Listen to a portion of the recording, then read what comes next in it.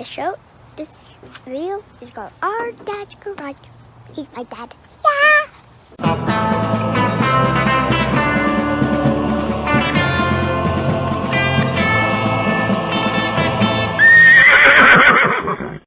Good Saturday afternoon to everybody. Today's a beautiful day. Today is April the 3rd, 2021. We had a Cars and Coffee this morning, so the old Bel Air is all cleaned up, and it did well. We met a lot of neat folks. Pretty cool. Had a buddy of mine from high school came out and met us. It was good. Got some parts in this week. Got some brake parts and some things like that. I'm gonna go over and start working on getting the rear brakes for the new build, put it in today. But I got some other cool stuff that I want to show you. I'll post a picture to it, but it's a firewall mount for the brake pedal to relocate the brake pedal up on the firewall and out from underneath the driver's seat, which is kind of a pain in the butt. And I got that part in this week, and it's a $178 kit that I got on eBay, and there's been some discussion about it online, and I just kind of wanted to show you what you get when you order that. If you're kind of nervous like I was about ordering that part, what all you get with that. So you get the mount. Of course, this goes to your firewall, and I'll show you that in a minute. And this is heavy steel. It is not some cheap piece of anything that is going to bend or give you any anxiety about, man, that's my brakes. You know, you need good steel for that. That is seriously heavy steel, and the brake assembly itself, the arm that comes down, is very heavy steel. So I'm very satisfied with that. I didn't have any idea how that was going to fit in my car exactly. I'm going to lay it down here, so I'll go through that. So that is a good piece. The master cylinder itself is just like every master cylinder. I think it's the identical same one that I've got on that car. Very heavy. It's a chunk, man, but it's a dual chamber master cylinder. That looks like a good one. There's some odds and end parts. You know, they also use empty boxes for their packaging, which kind of made me nervous, but everything is shipped. Everything came with it. There's a proportioning valve that's in there that you have to take a look at that thing. And then you've got your brake boost, or your vacuum booster.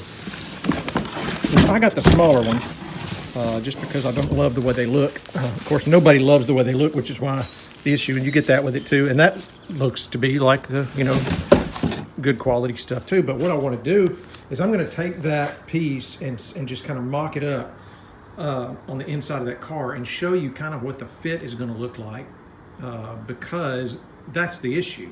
You don't really know how that thing's going to hang on your firewall and how much adjustability you're going to have, or how much work and fabrication you're going to have once you've spent the $178. But I want to show that to you because it goes in much better than you think it's going to, I believe.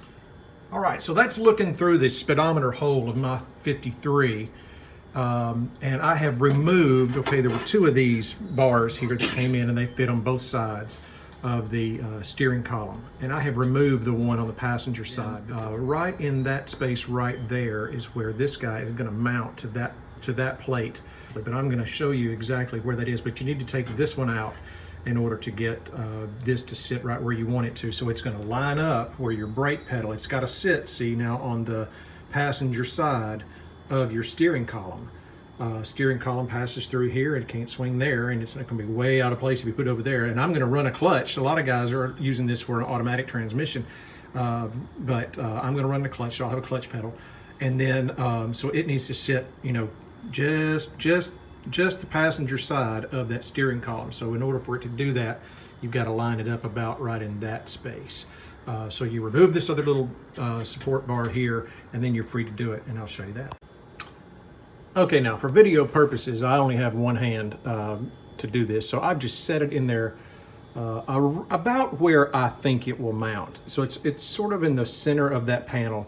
I don't know if you can kind of see all through that space where it's sitting. Now it's just sitting on the metal down there, so that's real close. That's within a 1/16 of an inch of where it's going to actually mount.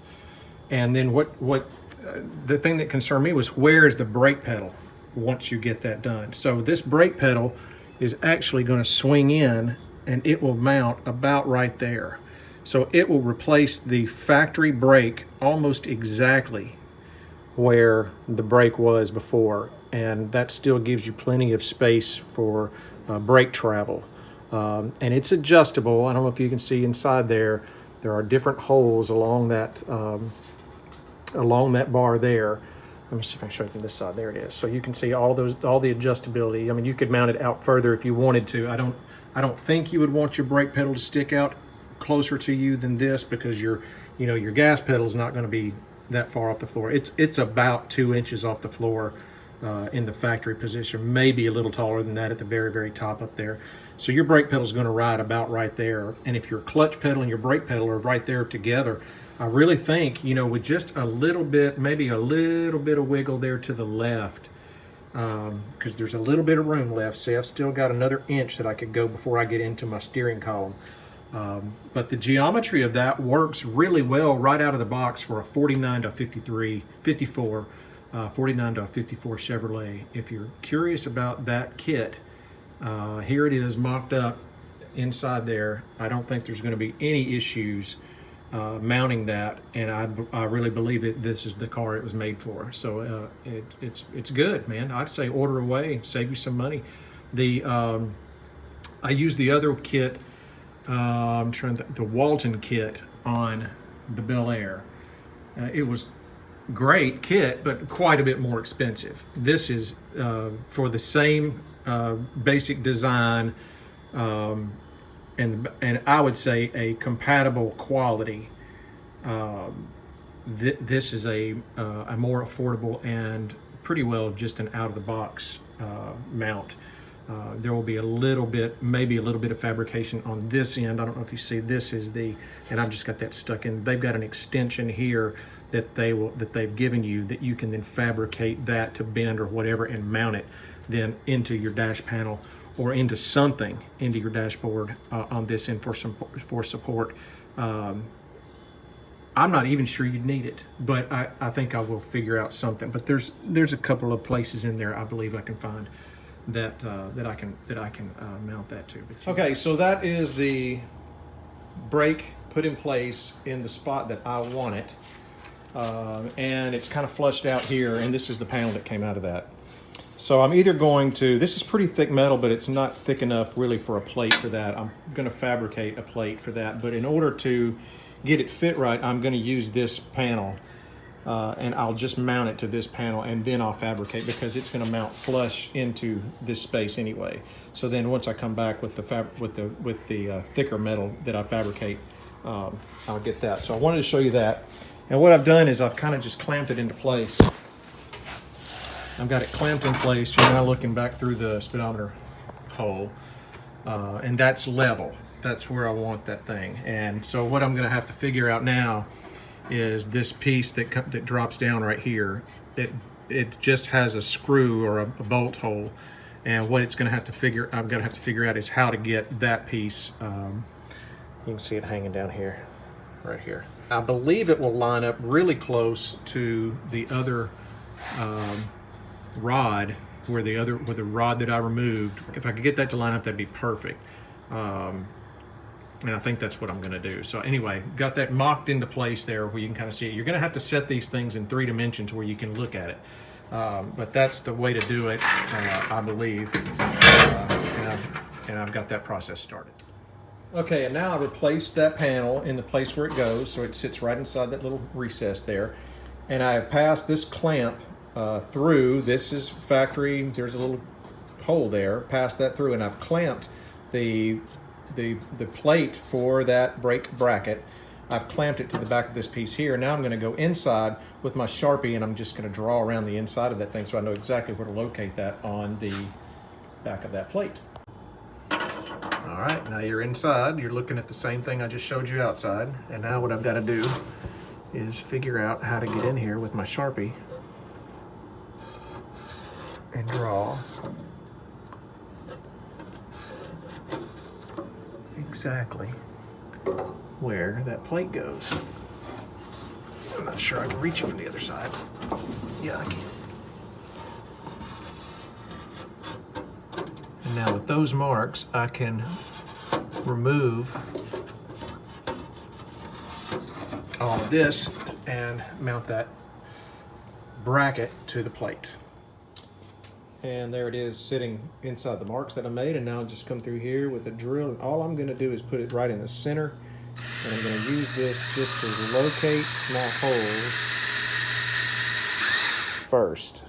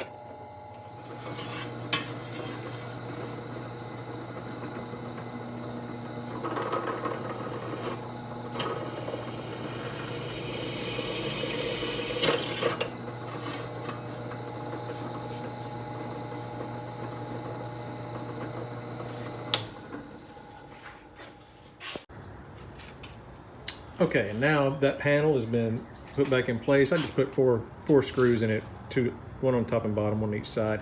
And that is the bracket, the brake bracket with the holes that I drilled. Now it's in place. So come back around here. And there it is. Look if I maybe have to turn on some flash, but I think you can see that. It's now mounted up there. You got to drill a hole to put your plunger through and all that stuff, but that aligns everything. That shows you exactly where your brake pedal is going to be. So that's pretty sweet. Now you got it mocked up.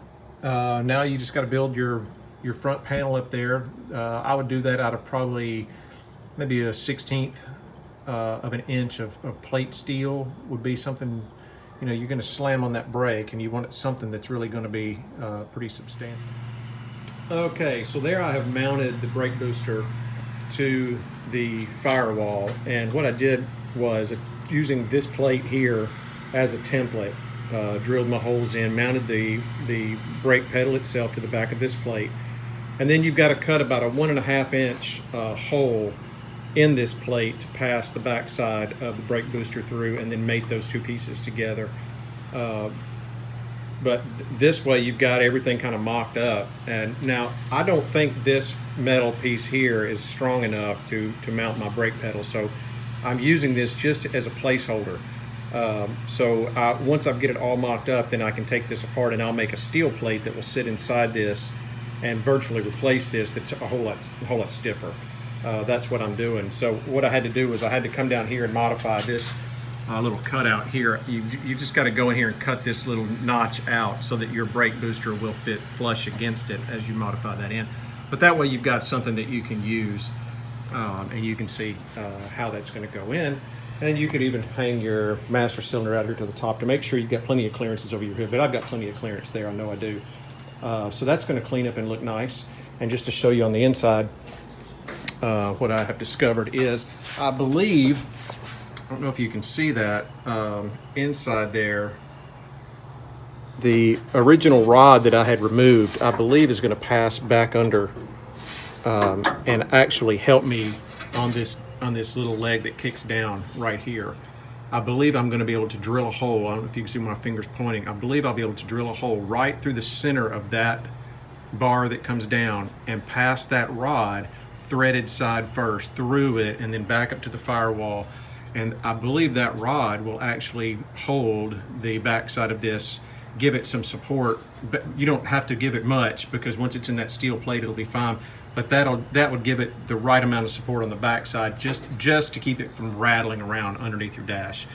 I'll show you that as I do it, but I believe that's going to line up pretty well. And then I can just trim the bottom of that tab, this right here that's coming down. I'll be able to just trim that off once that rod passes through there. I believe that's going to work. And then when you tighten up your nuts here at the top, it'll fix the position of it. So we'll see. I think that's the way we're going to do it, though. All right, folks. Well, this has worked out pretty good. I had the idea of bringing that second rod.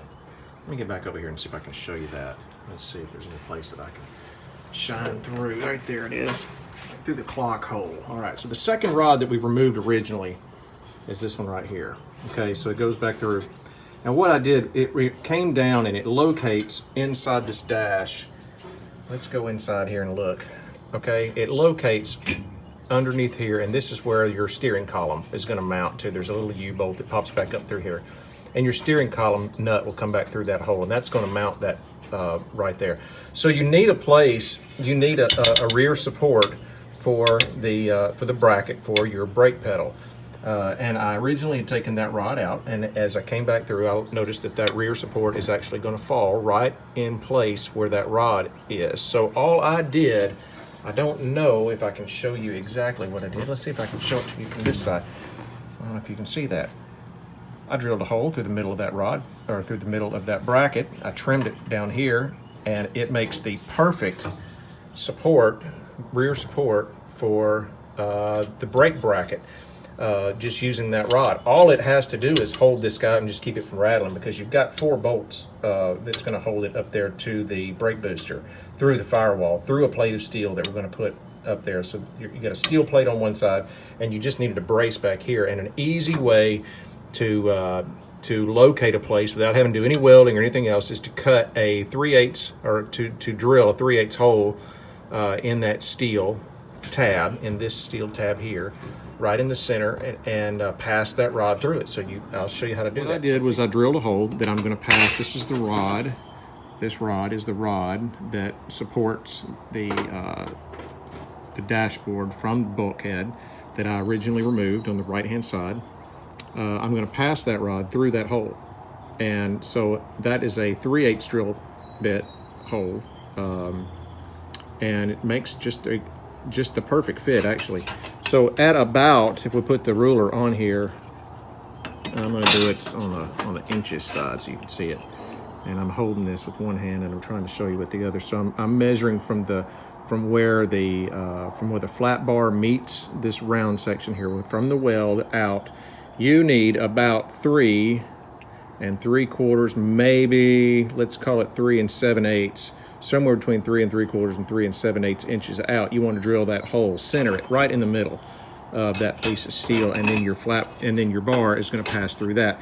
Then you'll need to cut your bracket, because this will hang down below the level of your dash, and this will tuck in. If you cut it kind of like that, you could probably cut it. I was trying to get cute and kind of follow the contour.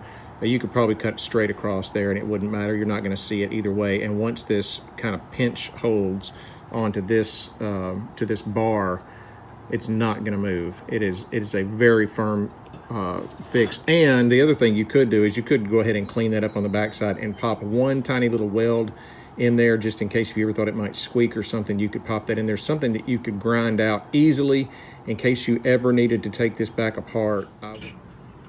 All right, so that's the final install for under the dash. Just need to tighten this up, and I just want to kind of show you. There's the rod that I used. I passed it through the rear of that bracket right there. Once I get the steering column back in, of course, that's going to line up with that hole there. This rod will have to rotate just a little bit, and that's not an issue.